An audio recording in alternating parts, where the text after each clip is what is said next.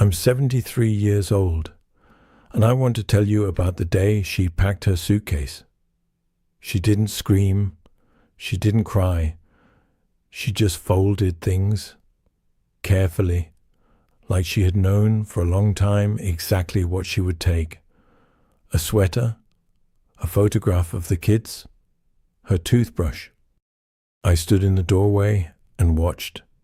And do you know what I felt in that moment? Surprise. Not pain, not fear, surprise. Because up until that second, I was absolutely, completely, 100% certain she would never do this. She was too responsible, too devoted, too good.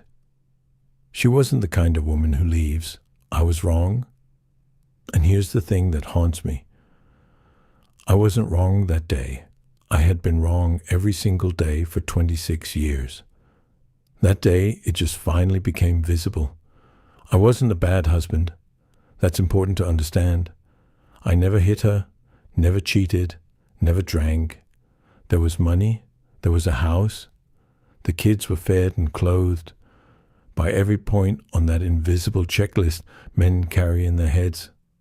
I was fine. I worked hard, sometimes very hard.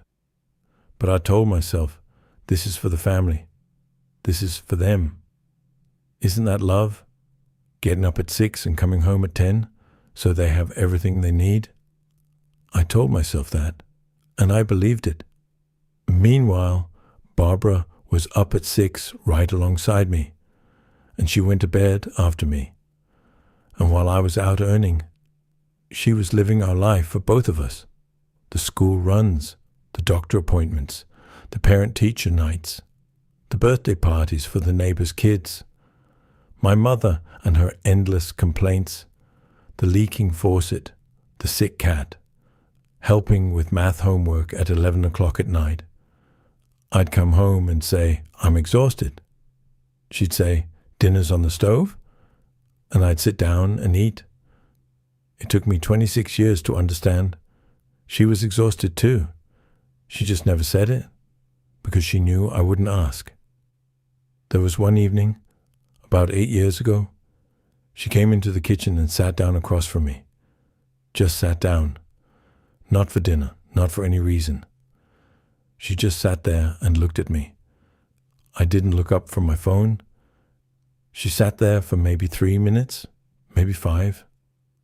Out of the corner of my eye, I could see she wanted to say something important. By the way she was sitting, upright, hands folded on the table. I didn't look up. Eventually she stood up, said good night, and left. I don't even know if I answered. I might have grunted something. I only remembered that evening when she was already packing her suitcase. I remembered it and understood. She had come to tell me something that night, something that might have changed everything. I didn't let her say it. I didn't forbid her. I just didn't look at her. That was enough. After she left, I couldn't understand what had happened for a long time. I called the kids. They went quiet. Or they said, Dad, you know what happened. You know. I didn't know. Honestly, I genuinely didn't understand. And that's when I started thinking. For the first time in years. Really thinking about us, going back over everything, looking for the moment it broke. I couldn't find one moment, because there wasn't one moment. There were thousands of small ones, each one tiny, each one almost invisible. A glance I didn't return, a sentence I didn't hear out, a walk I didn't go on, a birthday I acknowledged without really showing up. The question, how are you? Which I don't think I asked her, genuinely asked her, in maybe the last 10 years. Not once. I tested myself, tried to remember a single time in recent years I had asked her, how are you? Not, is dinner ready? Not, have you seen my keys? Just, how are you? I couldn't remember one. She lived beside me for 26 years. And for the last 10 of them, She was completely alone. I was just physically present. So the loneliness wasn't visible from the outside. I thought that because she wasn't leaving, everything was fine. That was the biggest lie of my life. People don't leave all at once. They leave slowly. First, they stop telling you the small things. Something funny that happened at the store. A dream they had. Then they stop telling you the important things. Then they stop waiting for you to ask. Then they stop hoping you're interested. Then they just stop.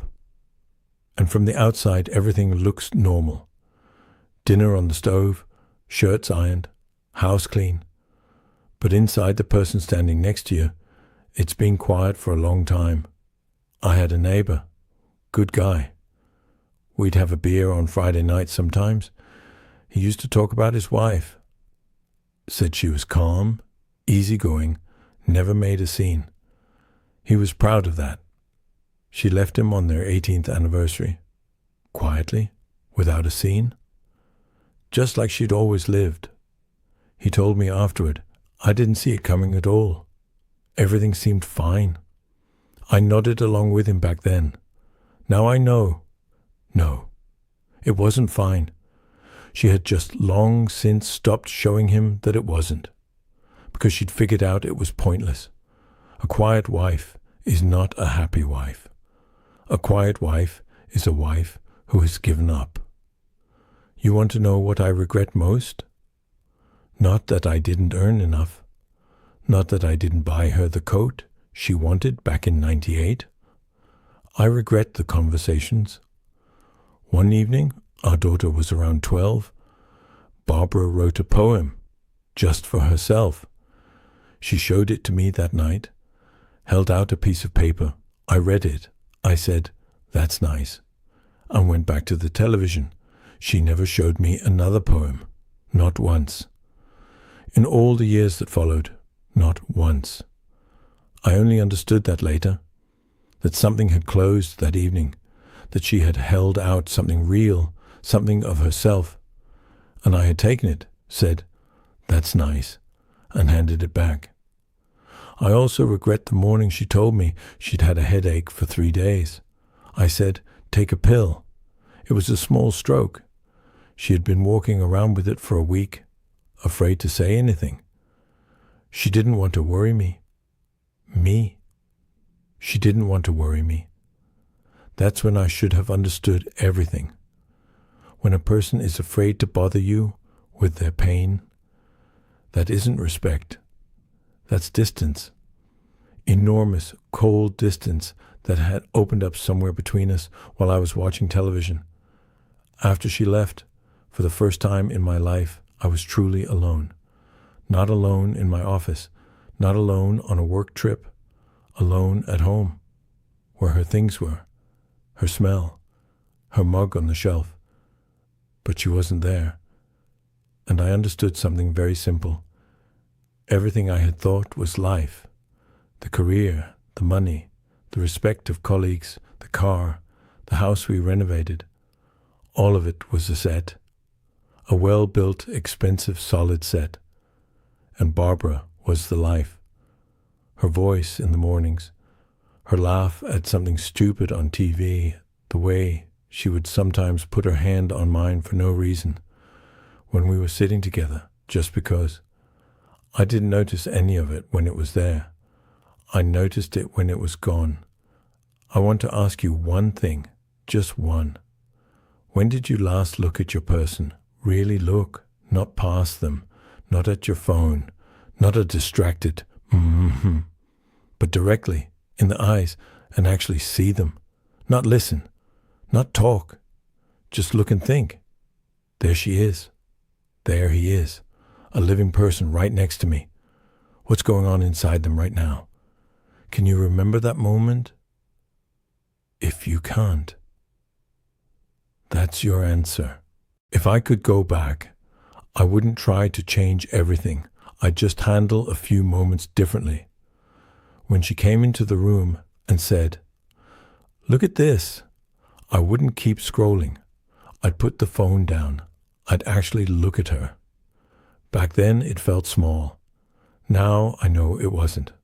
When she went quiet for days, I used to get irritated. I'd say, "What now?" Or, "What did I do?" Like it was an inconvenience. If I could do it over, I'd just say, "Are you okay?" and mean it. When she said she didn't need advice, I thought that was ridiculous. I thought solving things was loving her. Turns out she just wanted me beside her. I didn't understand that. And here's the part that hurts. I thought there would always be time. Time to fix it. Time to say it better. Time to show up properly. There isn't always time. I'm 73 now. We talk once in a while. She has her life. I have mine. I don't ask her to come back. That door closed a long time ago. A few months ago she called, just to tell me something funny our grandson said. We laughed. Maybe 5 minutes. When we hung up, the house felt very quiet. That's all.